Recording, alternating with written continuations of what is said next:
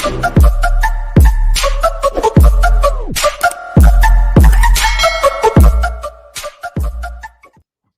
Tony. I'm a VIP member from Orlando, currently painting a 1995 Ford F-150 in sections. I finished laying sealer, base, and clear on my truck bed, one fender, tailgate, and roll pan. The tailgate and fender came out great. However, the bed truck has a lot of orange peel. I know I have to color sand and buff, but what grit sandpaper do I use to cut the orange peel down initially? Number two, the roof of the cab has surface rust. What's the best way to remove the rust, and what should I use to protect the metal prior to priming? I've included some pictures.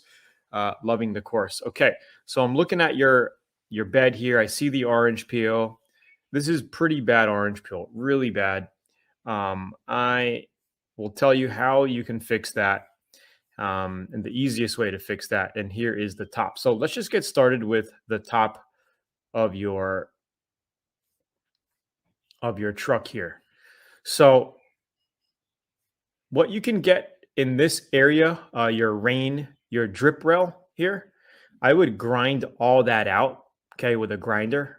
Grind it all out, take it all out, and just get new seam seal. They might have a product called Drip Rail Bead.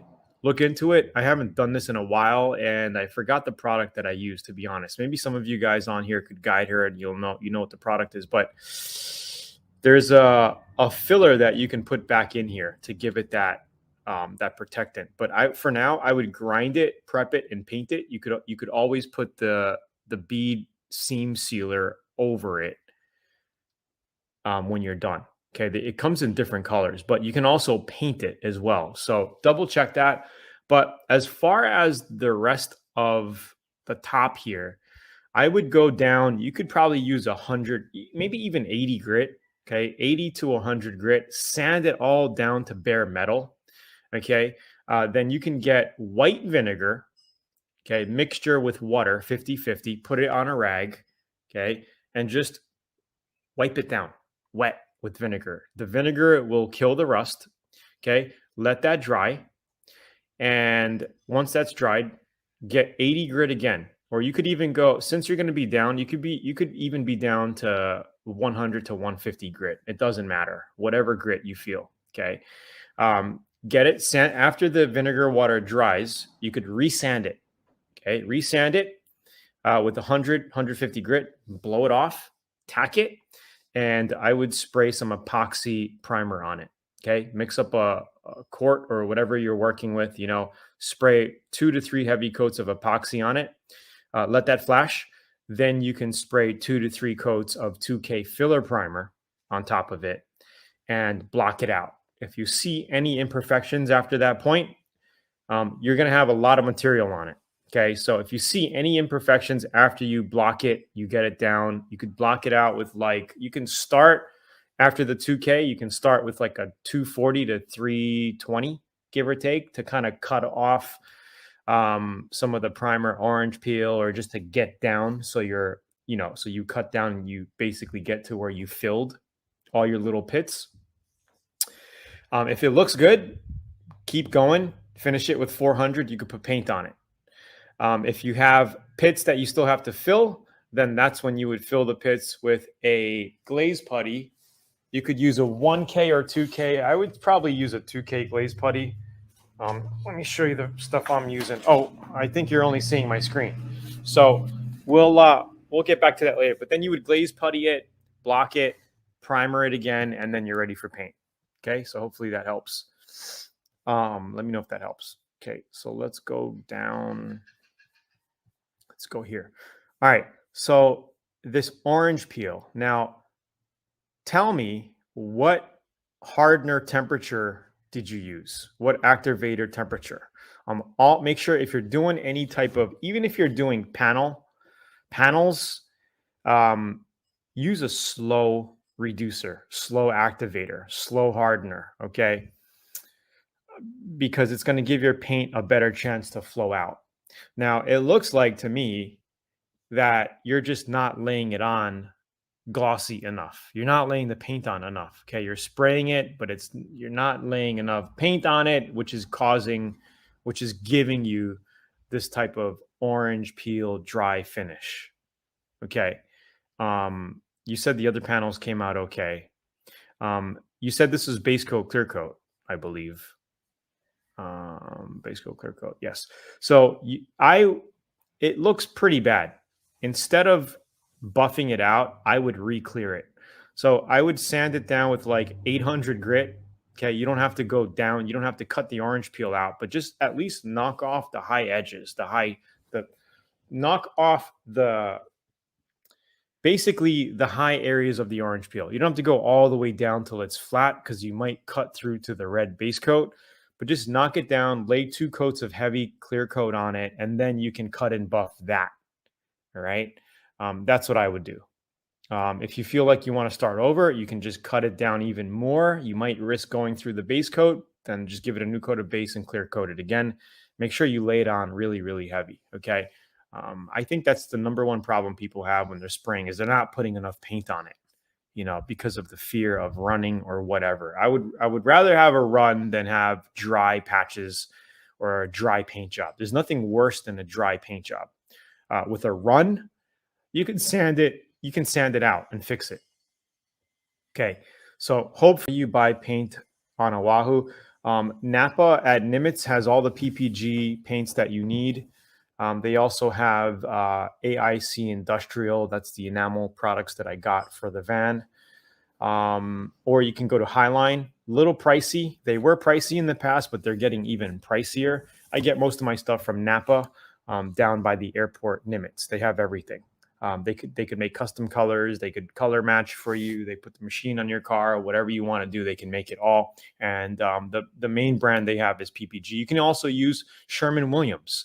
I think they're on Koopaka Street and by Lagoon Drive by the airport. Everything's by Nimitz by the airport. All the paint companies.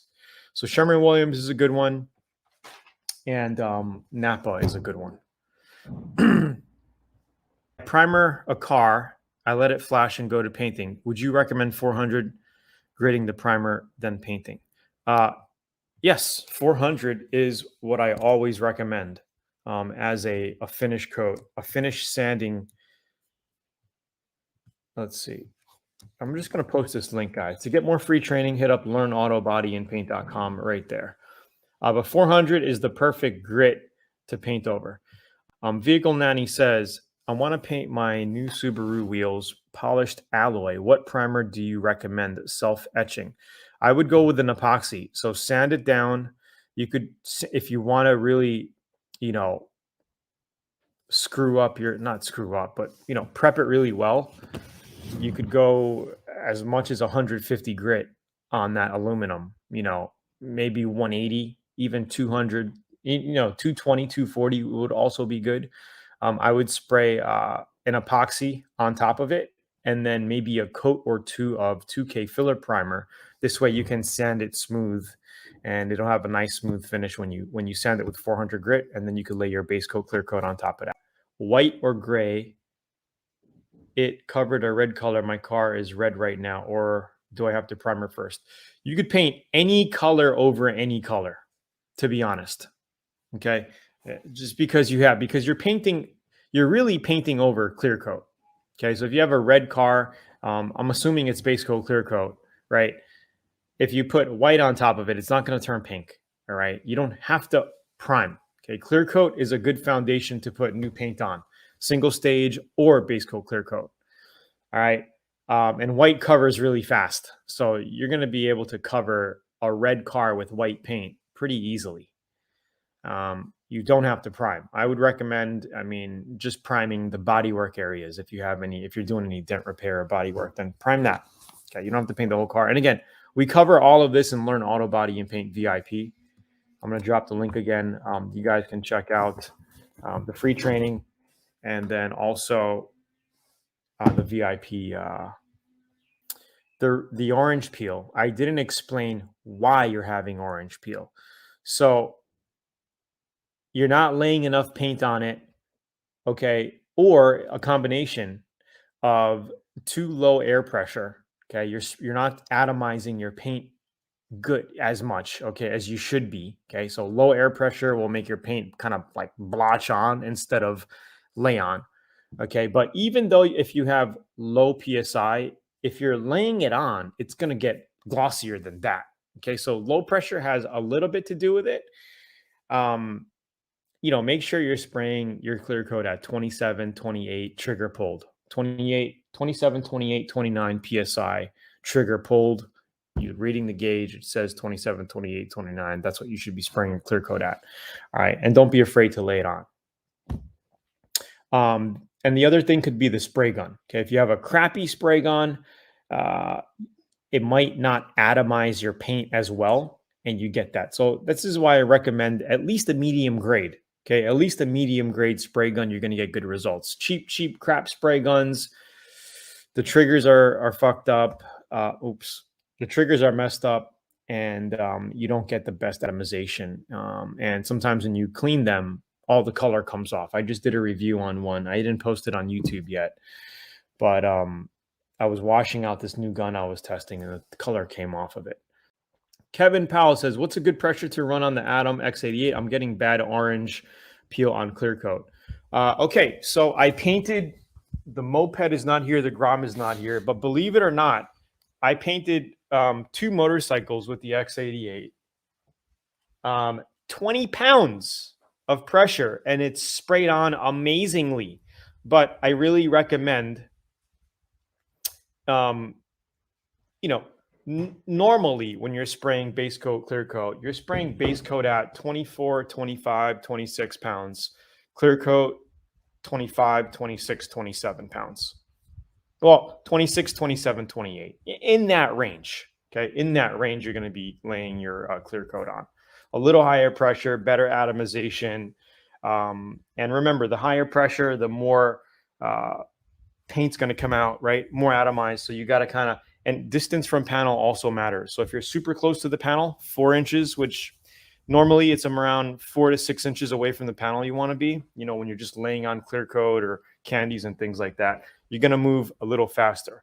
If you're going to go further out, okay, you're going to spray a little slower because it takes, more distance for your clear coat to get onto the panel to fill, right? To spray on. So you're going to go slower. A lot of different scenarios. If you want to learn more, hit up learnautobodyandpaint.com. Oh, I shot at 12 PSI. Yeah, so that's why you're having orange peel. That's way, way too low. You want to be spraying at 26, 27, 28 for clear coat. Okay, 0.4 tip, 26 PSI, and it's sprayed out like glass. Yeah, I know. I think you showed me the motorcycle that you did. Look, I sprayed this with an Atom gun. Look at the color on this thing. It's like blue candy. It turns to magenta and purple. Pretty crazy. I did this when I did the Honda Elite. Harbor Freight sprayer for high build primer, paint and clear. I use Atom guns and always slow activator and reducer. You're on track, bro. You're on track. I always use a crap gun for primer, but I don't have any crap guns anymore. I use Atom spray guns for everything.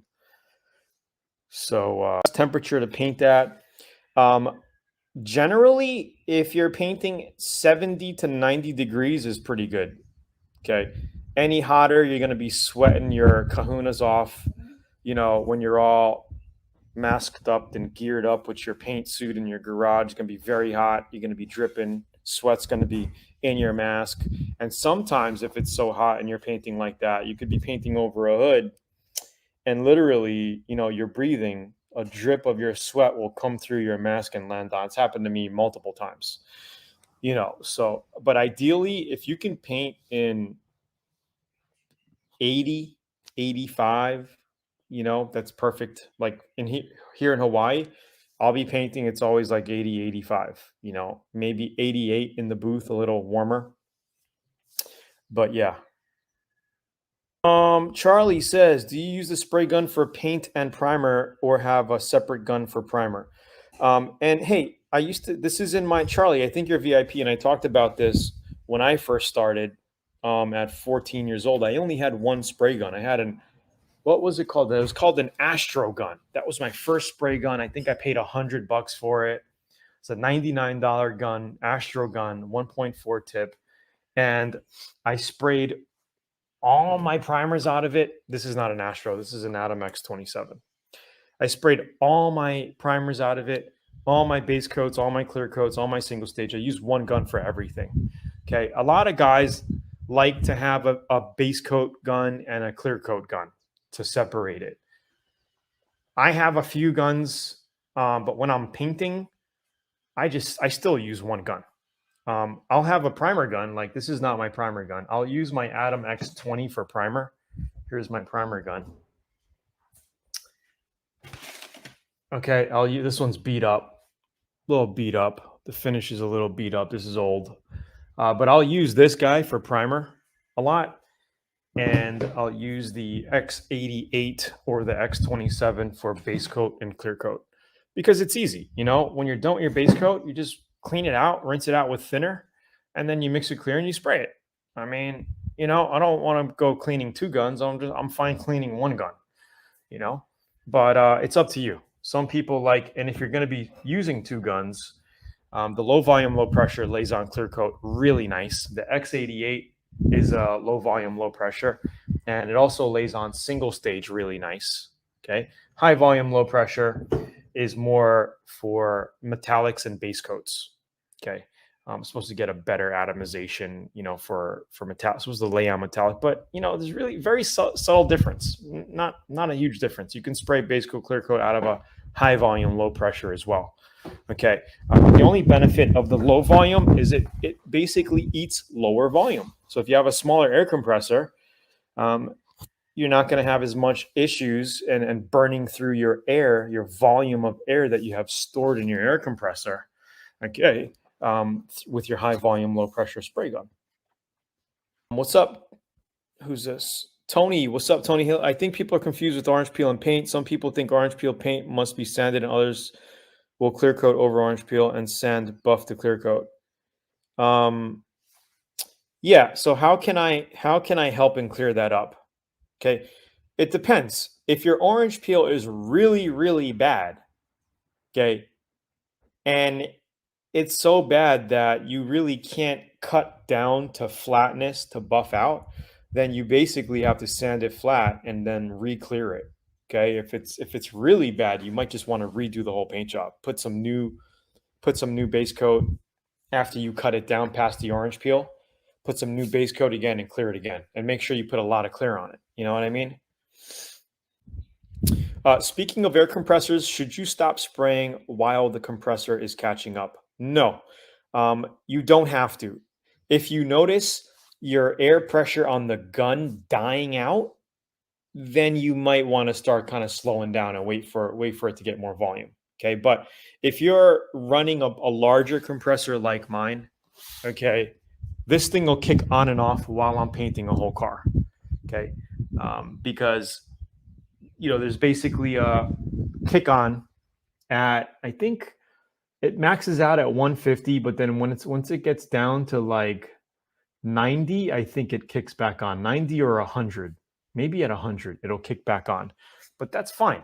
Okay. But if you're using a 10-gallon little air compressor, right, and it doesn't put enough CFM for you, it doesn't have enough pressure to give you a constant PSI when you're spraying, you're going to have to wait because it's going to die down. You're going to get less pressure while you're spraying. You know what I mean? My first Atom guns were the Mini X16 and Atom X20, now my 88, but I love my X20. Great entry-level spray gun and sprays phenomenal. Yeah, I agree. It's a great spraying gun. And Richard Arnold is talking about this gun right here. Very tricky, especially when it comes to the edges. Can burnt edges be repaired or do you have to repaint? It depends on how bad it is. The only thing you could really do with burnt edges is mix a little bit of base and clear with a brush and just kind of brush it on. You know, if you're going to be spraying it, very hard to fix in such a small area like that. You know, And color sanding and buffing can be tricky, especially with the foam pad edges. You can burn very quickly. The pad can get snagged really quickly. I've busted windshield wipers, basically pulling. And I think I have some of those videos in VIP. Like I was doing a color sanding and buff job, and it literally ripped the blade off one of the. It happened to me a few times actually, over the years. So you got to be careful with when you're buffing, okay? Because you could burn something in a second, and you're like, oh shit, your brand new painted hood, looking great, everything's great, and then you burn it. I hate that. And normally you gotta just live with it, just screw it, live with it, or redo the thing. So it's up to you. Would a 3 amp random orbital sander with 80 grit be enough to almost remove at least somewhat of the paint? Yeah, depends what you want to what you're removing. Like how, what are you gonna go down to metal? 80 grit? 80 grit's like going down to metal grit. What's a good body filler? I use PPG, not PPG. Well, I do use PPG, but I also use 3M. This is the one that we're going to be using on the van for all of our little body repair. Platinum Plus filler from 3M. I think it's like close to $50. I remember buying body filler for like $19 a can. Flakes, and it got ruined by somebody's finger. What? And it went through the clear candy flake. Should I strip down all the flakes, redo the paint? It sounds like you need to redo it. I mean, your question's a little hard to understand. I flooded some panels with metal flakes. It got ruined. Usually if you screw up a custom paint job, you got to redo it, because it has pearls and flakes, and it's hard to replicate. It's hard to touch up custom stuff. You got to redo the whole thing in most cases, so you might want to just start from scratch, bro. Front bumper, will I be able to use fiberglass? If it's a plastic bumper cover, I would use the 3M panel bonding adhesive. We spoke about it on the last call last week. It's right here. And I show you how to stitch tears with zip ties and with this to literally fix torn bumper covers. We have a whole couple of different series in Learn Autobody VIP that takes you through the process of doing this, okay? And this is also good on fiberglass. But if you're working with fiberglass, I would recommend using fiberglass, okay?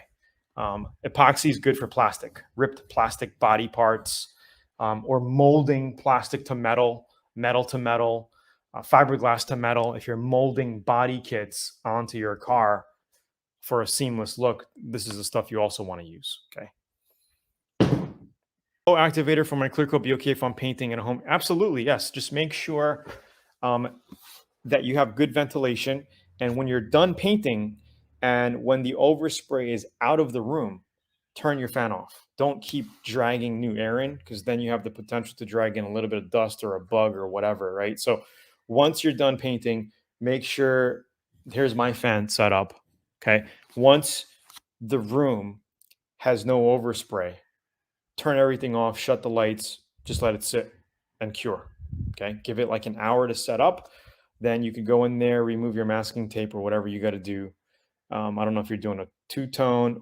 No, you're not doing a two-tone. You're just doing a red. Hey, Tony, do you have a brand preference for sandpaper? Yes, absolutely. Kovacs. Guys, everybody on here, I'm going to be doing a new testimonial contest for Learn Autobody VIP. We're looking for new testimonials. We're going to run a giveaway. We're going to give away spray guns. We're going to give away sandpaper packs. And this is one of the packs I put together from Kovacs. It comes with an inner surface pad. Kovacs is a really good brand if you're looking for good sandpapers. This is Kovacs. This is, what grit is this? 400 grit, 500 grit. Okay, 400 grit. We've got all kinds. 320 grit, 1000 grit, 1500 grit. Okay, so I'm putting these packs together for you guys. And for the best testimonial, we're going to mail you a pack, a sample pack. This is 2000. This is some 800 here, 2500.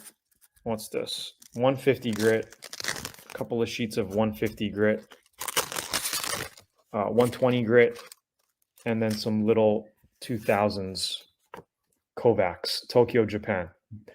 I've been using this sandpaper since I remember using this as a kid, 15, 14 years old using Kovacs. My dad always had. Another one is Eagle.